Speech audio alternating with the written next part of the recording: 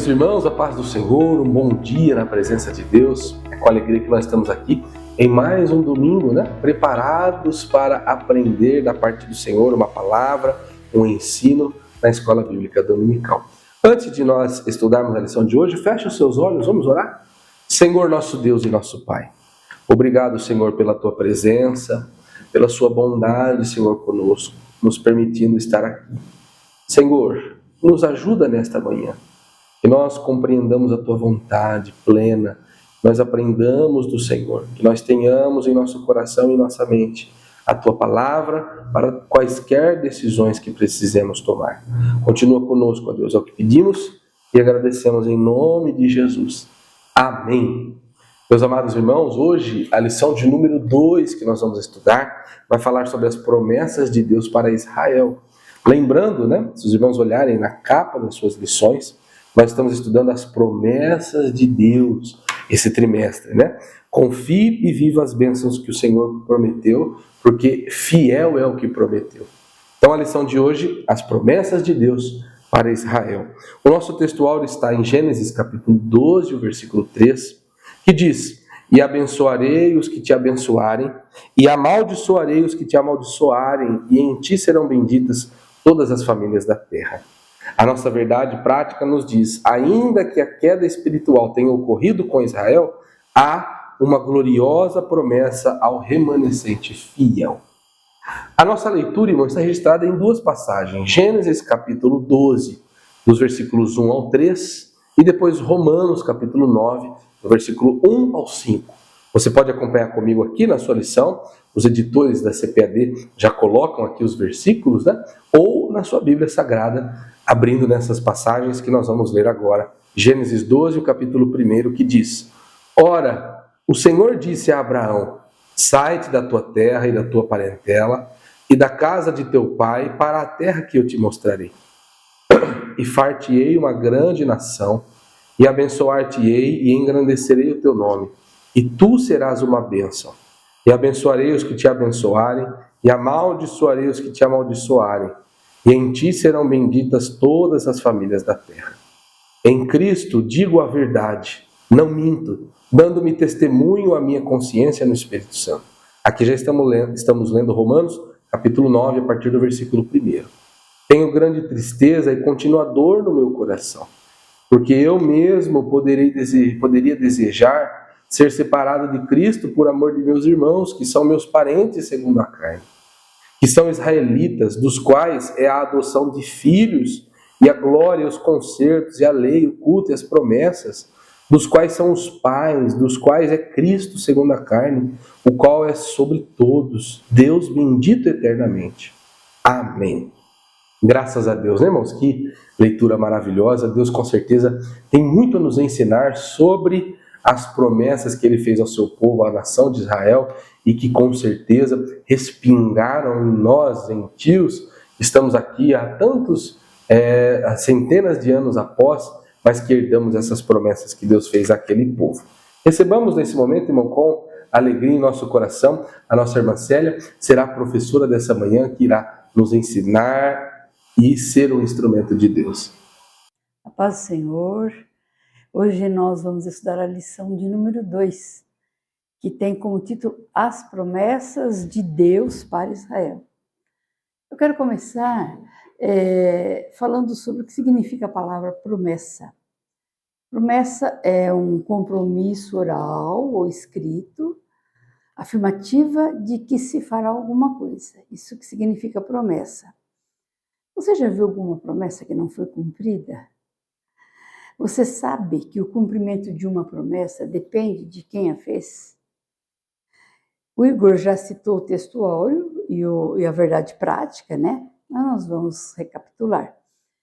O textual disse: E abençoarei os que te abençoarem, e amaldiçoarei os que te amaldiçoarem. E em ti serão benditas todas as famílias da terra. Gênesis capítulo 13, versículo 3. Quem foi que fez a promessa? Para quem foi feita a promessa? Eu creio que você sabe, A promessa foi feita a Abraão. E quem fez essa promessa foi Deus. Pois bem, né? Mas essa promessa, ela não era uma promessa pessoal, uma promessa individual, uma promessa familiar. Era uma promessa que se estendia a uma nação. Era uma promessa feita a Israel. Observem aqui, far-te-ei uma grande nação. A verdade prática diz, ainda que a queda espiritual de Israel tenha ocorrido, né, Israel deixou de cumprir o propósito de Deus para a sua vida, o propósito que Deus falou com Abraão, há uma gloriosa promessa ao remanescente fiel. A palavra remanescente significa aquilo que fica, que sobrevive, aquilo que resta.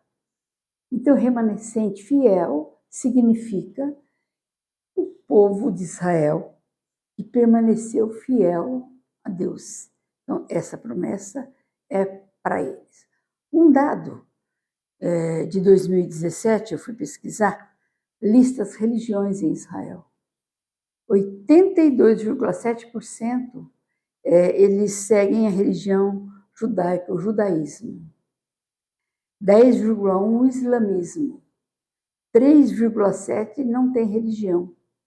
E apenas 2,1% cristianismo. Observem que a maioria dos israelitas seguem a lei, né? A Torá.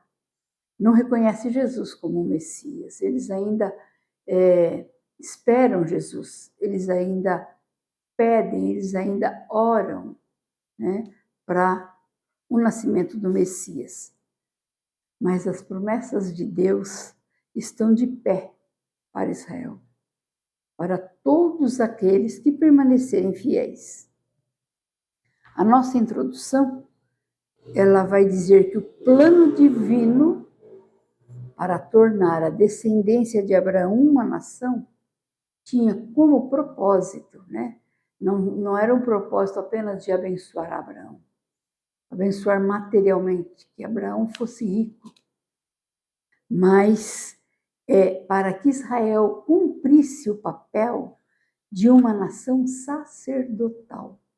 Eu creio que você já ouviu muitas vezes falar essa expressão, nação sacerdotal. Mas o que significa isso? Uma nação sacerdotal é um povo que atua como mediador entre Deus e outras nações. É um povo escolhido para testemunhar as maravilhas de Deus, as virtudes do reino de Deus entre as nações. Era um povo que foi colocado para ser exemplo às nações. É um povo colocado para mostrar às nações tudo o que Deus faz, o que Deus é, né? Para ensinar às nações. O comentário diz que as promessas de Deus para Israel foram proferidas há mais de 4.000 anos. Como eu já disse anteriormente, a promessa foi feita a Abraão. E nessa chamada está implícita as promessas para Israel como nação ímpar, dentre todos os povos da terra, a fim de que, de uma forma especial, cumprir os propósitos divinos para a humanidade. Deus criou todas as coisas, assim nós cremos, né? Deus fez céus e terra. E o povo, Deus é onisciente, o povo que ia habitar a terra teriam dificuldade se não tivesse alguém, um modelo para seguir. Israel foi colocado como modelo. Mas nós vamos ver mais para frente, Israel falhou com relação a isso. No primeiro tópico, né, ele diz assim, a promessa da criação de uma grande nação. O primeiro subtópico diz, far-te-ei uma grande nação. Deus disse isso para Abraão, disse isso para um homem. Como assim? Sabe quantos anos tinha Abraão quando Deus fez essa promessa? 75 anos. E a sua esposa, Sara, era estéril. O que eu acho lindo em Deus é que Ele faz do nada algo, do impossível o possível, do pequeno grande, do invisível algo estrondoso. Podemos dar alguns exemplos. O próprio exemplo de Abraão, né? Com 75 anos, Abraão, marido de uma esposa estéril, que não gerava filhos, e também vindo de uma família idólatra, mas Deus conhece o coração. Porque todo propósito na vida de uma pessoa, na minha vida e na vida sua, começa pela obediência a Deus. E foi o que Deus viu na vida de Abraão, um homem temente a Deus e queria obedecê-lo. Quando Deus disse, Abraão, sai da tua terra, do meio da tua parentela, ele obedeceu. Né? Vocês podem ver que obedeceu. Então, outros exemplos do que Deus faz com uma coisa que parece nada, né? Deus usou um menino para vencer um gigante. Deus usa Gideão, e ele próprio disse, eu sou o menor da minha família, e a minha tribo é a menor de Israel. Deus usou Gideão para vencer os midianitas, né? Então, temos inúmeros exemplos na Bíblia e exemplo na nossa geração, gerações anteriores, do que Deus faz com uma pessoa que se dispõe a obedecer a Deus. Israel tem, né, aqui nós estamos num tópico que diz, far-te-ei uma grande nação. Israel tem 9,8 milhões de habitantes. Só para a gente comparar, o Brasil tem 212,6 milhões. Nós somos quase 22 vezes maior que Israel. Eu fiz uma pesquisa sobre prêmio Nobel, sobre exército, sobre armas. Não encontrei Israel nas primeiras posições, mas encontrei que os 25 remédios mais vendidos no mundo é de Israel. Que apesar de ter sido reconhecido como nação, novamente, há 70 anos apenas, né, já acumula 12 prêmios Nobel. Sabe quantos o Brasil tem? 524 anos como nação? Nenhum. Suas armas, as armas de Israel, são conhecidas mundialmente pela sua eficiência, tecnologia. A inteligência militar de Israel é reconhecida pelo mundo inteiro. Israel é uma grande nação. Quer por amor ou ódio, Israel é temido e respeitado no mundo. O subtópico 2 diz assim, e abençoar-te-ei, e engrandecerei o teu nome, e tu serás uma bênção. Isso é Deus dizendo a Abraão, né? E nós estamos vendo aqui o título da lição, as promessas de Deus para Israel. Essa promessa não apenas carrega bênção material, mas também uma bênção espiritual. Israel tinha incumbência de fazer o nome do verdadeiro Deus conhecido entre as nações. Notem que abençoar-te-ei e engrandecerei o teu nome são verbos que se referem ao que Deus vai fazer a Abraão. Agora, a expressão e tu serás uma bênção é a parte que Abraão deve fazer. Ser uma bênção para Israel e para as demais nações. Deus faz a parte dele e nós temos que fazer a nossa. O subtópico 3 diz a seguinte: e abençoarei os que te abençoarem, e amaldiçoarei os que te amaldiçoarem. A palavra amaldiçoar parece bastante forte. Parece que ela não combina com um Deus bom, um Deus amoroso, um Deus misericordioso. Mas eu quero refrescar a tua memória para lembrar que Deus é assim. Deus é amor, Deus é bondoso, Deus é benigno, Deus é longânimo, Deus é misericordioso, mas Ele também é justo. Não nos esqueçamos disso. Amaldiçoar pode significar condenar, né? Pode significar, além de maldizer ou desejar mal a uma pessoa, também tem o significado de condenar. Ou que condenar, por sua vez, significa atribuir culpa.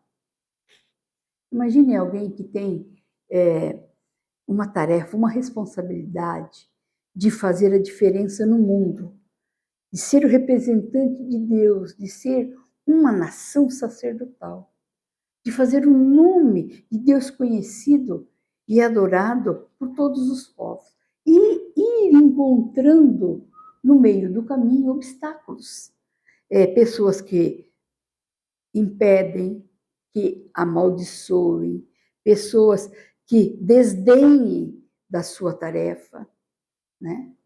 Do seu trabalho. Agora, Deus entra com a sua justiça. Deus é justo e conhece o coração e a intenção das pessoas. Mas eu quero dizer uma coisa, que amaldiçoar não era a tarefa de Abraão, né?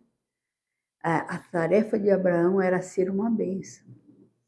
Deus ia abençoar Abraão, Deus ia fazer dele um exemplo, né? Diz aqui, nos primeiros, abençoarei os que te abençoarem e amaldiçoarei, não é essa palavra que eu quero dizer, diz aqui, né? Logo no começo, que ele vai fazer ele grande, né? Fazer ele abençoado, rico, e de maneira tanto material quanto espiritual, mas que essa maldição era amaldiçoar, ou digamos assim, condenar, atribuir culpa, era tarefa de Deus, viu? A tarefa de Abraão, a tarefa minha e sua é ser uma bênção. As pessoas contrárias, os nossos inimigos, quem coloca obstáculo no nosso caminho, quem desdenha do nosso trabalho, é Deus que vai cuidar. Isso é para Deus e não para nós. O subtópico 4 diz: em ti serão benditas todas as nações da terra. Aqui não fala, né? Não faz diferença entre uma nação ou outra. Aí eu vou abençoar só a América do Norte, eu vou abençoar só a América do Sul, eu só vou abençoar a Ásia, todas as nações da terra. Esse versículo confirma o que falamos anteriormente, né? De que Israel, a começar com Abraão, seria uma nação sacerdotal, aquele povo que atua como um mediador entre Deus e os homens, né? Esse versículo, ele possui um caráter escatológico. Ele está falando também, se referindo a Jesus. O comentarista da lição, ele diz que esse versículo é a segunda profecia da Bíblia com relação à vinda de Jesus, né? Ao nascimento de Jesus. A primeira profecia está registrada em Gênesis, capítulo 3, versículo 15, que diz assim, ó: e porém inimizade entre ti e a sua semente. Esta te ferirá a cabeça e tu lhe ferirás ao calcanhar. Isso se referindo a Jesus, né? Então, esse versículo, essa promessa, ela é também no sentido do futuro, no sentido escatológico. O resumo do tópico 1 diz o seguinte: a descendência de Abraão seria uma grande nação, acompanhada de um testemunho espiritual importante. Não dá para separar a nossa vida material com a nossa vida espiritual. Elas têm que seguir junto. Tudo que somos na igreja, nós temos que ser lá fora. Nós temos que ser em casa, primeiramente. Nós temos que ser no trabalho, nós temos que ser na faculdade, nós temos que ser na vizinhança, nós temos que ser no nosso dia a dia. O tópico 2 diz: outras promessas a Israel. A promessa de um filho a Abraão. Nossas experiências com Deus, elas sempre começam com experiências nossas. Deus nunca vai te dar, primeiramente, uma experiência com uma outra coisa, com alguém, mas primeiramente com você. Deus não é um Deus impessoal. Por isso que Deus prometeu, a primeira coisa que Deus fez foi prometer a Abraão um filho, que aos olhos humanos era impossível. Abraão tinha 75 anos, Sara era uma mulher estéril, como que ia conseguir uma nação de um casal que não tinha filhos, né? Mas primeiro Deus assegura a Abraão que vai cumprir a sua promessa e cumpre, dando-lhe um filho. Com a promessa cumprida, né? Abraão firma ainda mais a sua fé, crendo que um descendente seu poderia ser uma nação sacerdotal. Eu sempre usei esse argumento com os meus filhos, né? Quando eles temiam que alguma oração não seria respondida, que alguma promessa de Deus não seria cumprida na sua vida, eu sempre dizia: Deus já respondeu alguma oração sua? E a resposta era sim. Então eu dizia: por que está duvidando agora? Assim Deus faz conosco. Assim Deus fez com Abraão. A promessa de um filho a Isaac, que é o segundo subtópico do tópico 2. Deus é Deus de famílias. Por isso que nós, na atualidade, estamos sofrendo um ataque tremendo do inimigo contra as famílias. Deus é um Deus de família. A bênção que ele prometeu a Abraão seria estendida por toda a sua descendência, por toda a geração da sua família. Notem a expressão de Deus ao falar com Moisés, quando era para ele falar primeiramente com o povo de Israel, depois com o faraó. Assim dirás aos filhos de Israel: o Senhor, o Deus de vossos pais, o Deus de Abraão, o Deus de Isaque, o Deus de Jacó, me enviou a vós outros. Abraão, pai, Isaque, filho, Jacó, neto. Conclusão: Deus numa família. Todos conhecem a história. Abraão envia seu servo Eliezer para buscar uma esposa para Isaque. Eliezer traz Rebeca. E a continuidade da promessa, ela permanece na família de Abraão. O subtópico 3, né, do tópico 2, fala sobre a promessa renovada. A promessa de Deus, ela foi renovada com Jacó. Deus nunca se esquece e eu quero ler aqui na Bíblia, das suas promessas. Pode-se passar o tempo que passar, e com certeza as promessas se cumprirão. Agora já estamos com Jacó, e Jacó era o neto. Olha aqui, Gênesis 26, versículo 3 e 4.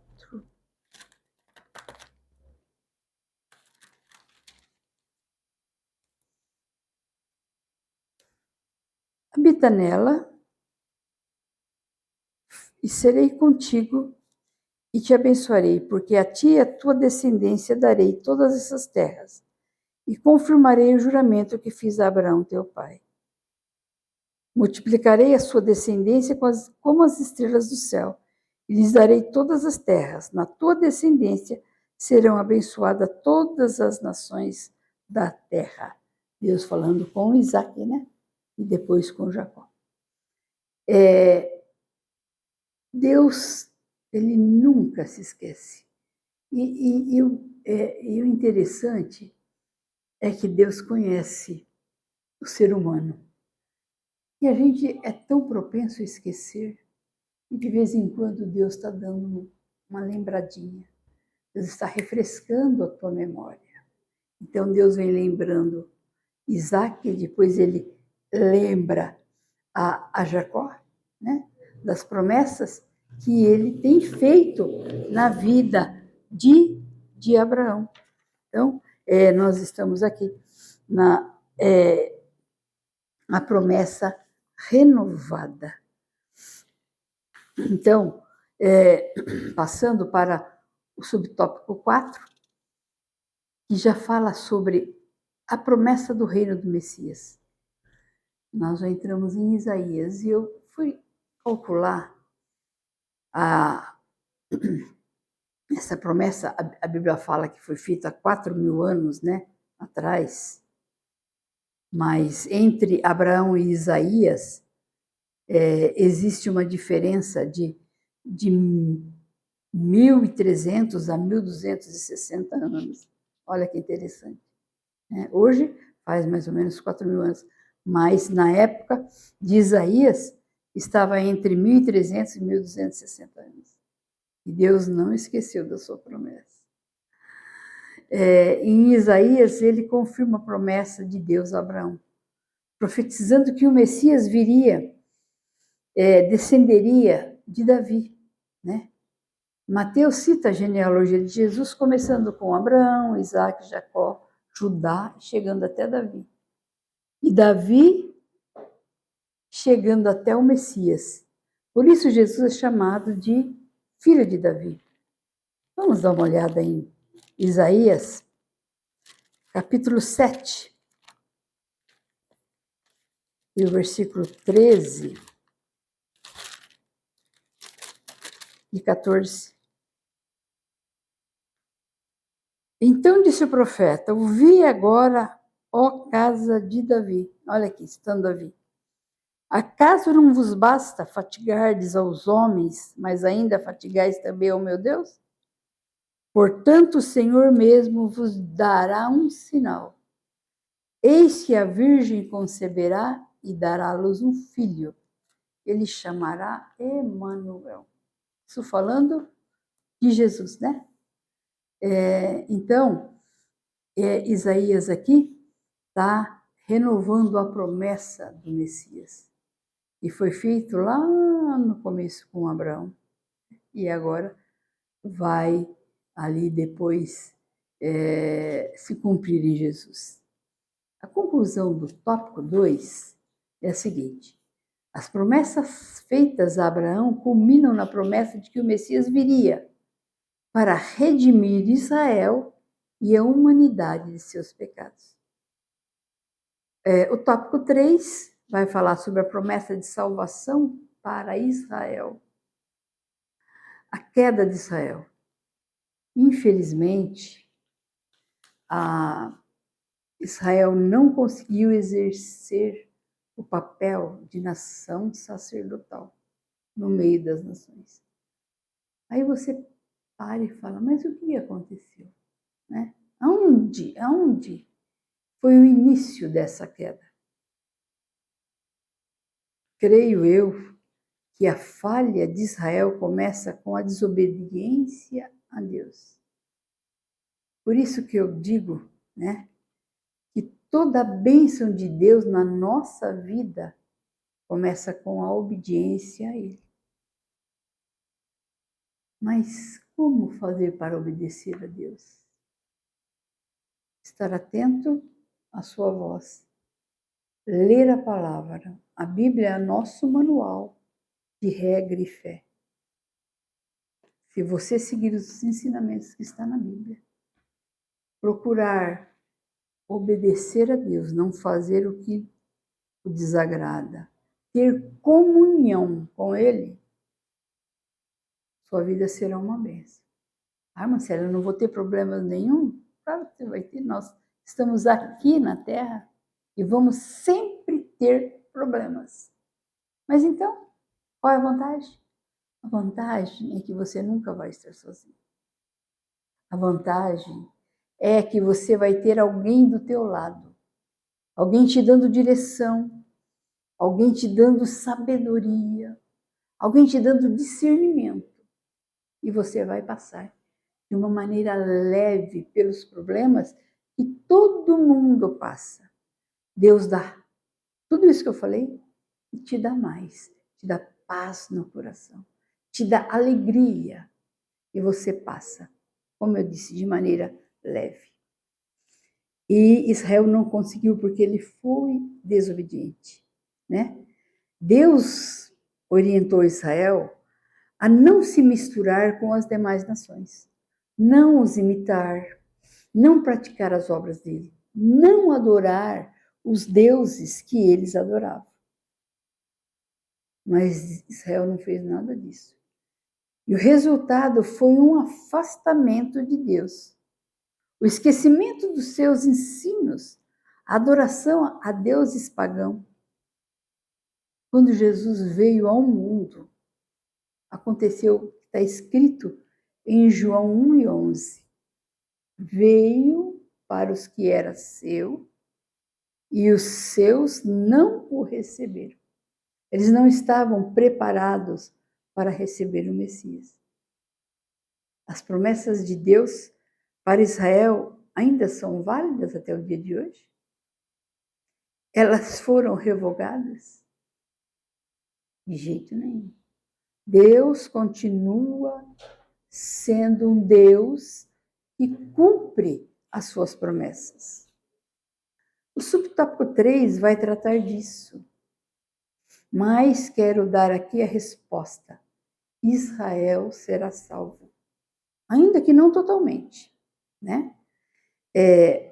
Em Romanos, capítulo 9, versículo 27, na parte B, diz o seguinte: ainda que o número dos filhos de Israel seja como a areia do mar, como é o dia de hoje, o remanescente é que será salvo. Como eu já expliquei, remanescente é aquele que permanecer até o fim. Remanescente é o que sobreviver, o que ficar fiel a Deus até o fim. O subtópico 2, né? O 3 eu já comentei, fala sobre a tristeza de Paulo por Israel. Paulo, como um israelita da tribo de Benjamim, lá em Romanos 11:1, ele cita, né? Que ele é da tribo de Benjamim. Ele se sente triste porque o seu povo não reconheceu Jesus como Messias. Uma tristeza para nós quando a nossa própria família, os nossos familiares, não aceitam a Jesus como Salvador. Sofrem, têm problema, as coisas são difíceis, mas eles não abrem a mente para entender que a solução para a bênção na nossa vida é Jesus. Por isso devemos ter o compromisso de evangelizar nosso povo, como os demais, incluindo os judeus, né? Sentir por eles compaixão e não ódio.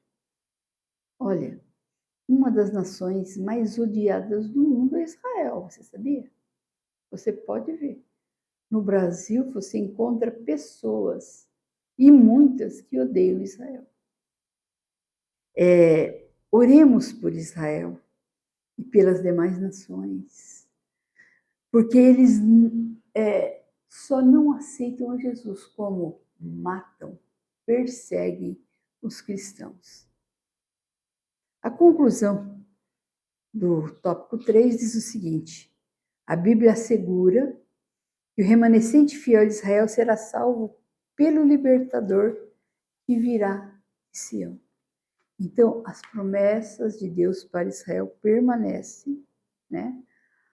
Israel será salvo, mas somente o remanescente. Viu? Então, nós podemos dizer, Israel fez o que fez, né? Foi infiel e depois no final vai ser salvo. Aquele que reconhecer Jesus como Messias, aquele que permanecer fiel ao Deus verdadeiro, sim, será salvo. Eu quero ler a conclusão da nossa lição e fazer um pedido para vocês. Oremos por Israel. Israel está passando por momentos difíceis. Vocês sabem que ele está em guerra, né? Mas que Deus possa dar a eles sabedoria, que a mente deles possa abrir para entender que Jesus é o único que pode dar a solução para qualquer tipo de problema, mesmo para a guerra. A conclusão: as promessas de Deus para Israel não podem falhar. O que Deus prometeu a Abraão, a Isaque e a Jacó se cumpriu em parte e terá seu cumprimento pleno nos tempos futuros, quando o Senhor Jesus voltar em glória e implantar o seu glorioso reino do milênio. Lembremos da palavra de compromisso do Senhor: antes que houvesse dia, eu sou. E ninguém há que possa fazer escapar das minhas mãos. Operando eu, quem me impedirá? Isso está escrito em Isaías, capítulo 43, e versículo 13. Ame Israel, ore por eles. Ele é o povo de Deus, né? Às vezes você pergunta, por que Israel foi escolhido o povo de Deus? Deus tinha que escolher um povo. E Deus encontrou em Abraão um homem com o coração obediente. Deus abençoe a sua vida. Que Deus possa fazer você entender que as bênçãos de Deus feitas a Israel é estendida também a nós, os gentios. Deus, ele vela pela sua palavra para cumprir. Deus abençoe a todos. Amém. Amém. Meus amados irmãos, que lição maravilhosa. Não há dúvidas que Deus falou aos nossos corações e que esse ensino possa ser uma boa semente plantada no seu coração. Que você aprenda, como eu nesta manhã, e que nós apliquemos em nossa vida cada ensinamento do Senhor. Nós estamos nos aproximando do encerramento da nossa lição, mas antes eu tenho um aviso muito importante, na verdade um convite especial. É para todos os irmãos que assistem, que acompanham a nossa Escola Bíblica Dominical Online, para que nos façam uma visita, que frequentem os nossos cultos. Nós temos aqui na nossa sede cultos toda terça, toda quinta-feira, também aos domingos à noite, e nas nossas igrejas, nos bairros da nossa cidade, nas cidades circunvizinhas, nós temos cultos ao longo da semana também, e no domingo mais um culto em cada uma das nossas congregações. Além, logicamente, de todo domingo de manhã, em todas as nossas igrejas, você encontra ali uma aula da Escola Bíblica Dominical. Você pode frequentar a escola bíblica, aprender a palavra de Deus junto com os nossos professores, pastores, obreiros, com toda a igreja. E eu tenho a certeza que, como foi hoje, você será muito abençoado com o ensino. Nós queremos receber você, dar um abraço de recepção, vai ser uma alegria. Com certeza, você vai sair diferente do que você entrou. E lembrando também que nós que somos alunos da Escola Bíblica Dominical podemos contribuir com a obra de Deus, com a obra missionária. Os irmãos estão vendo aqui os números das contas da nossa igreja, e os irmãos podem ali enviar a sua oferta, o seu dízimo, e abençoar a obra de Deus e a obra missionária que nós mantemos aqui no nosso campo. Com certeza, há grandes bênçãos reservadas do Senhor para aqueles que se dispõem a contribuir com a sua obra. Há uma frase forte, mas verdadeira, que o cofre da igreja é o bolso dos irmãos. Então, com certeza, Deus vai te abençoar poderosamente por contribuir na obra do Senhor. Amém, meus irmãos? Podemos encerrar a nossa lição de hoje com uma oração de gratidão ao Senhor por tudo que Ele falou ao nosso coração? Então faça esta oração comigo, feche os seus olhos e vamos orar ao Senhor. Nosso Deus e nosso Pai, obrigado por estarmos aqui, Senhor, nesta manhã gloriosa, aprendendo a Tua Palavra. Eu tenho a certeza e a convicção que o Senhor falou ao meu e ao coração do meu amado irmão que está acompanhando esta aula. Senhor, nos dê sabedoria para colocar em prática. Ajuda-nos, Senhor, a sermos exemplos para todos, uma luz, Senhor, neste mundo de trevas. Nos ajuda, Senhor, somos Teus filhos, Teus discípulos, Senhor, precisamos de Ti e da Tua Palavra. É o que nós pedimos e agradecemos em nome de Jesus. Amém.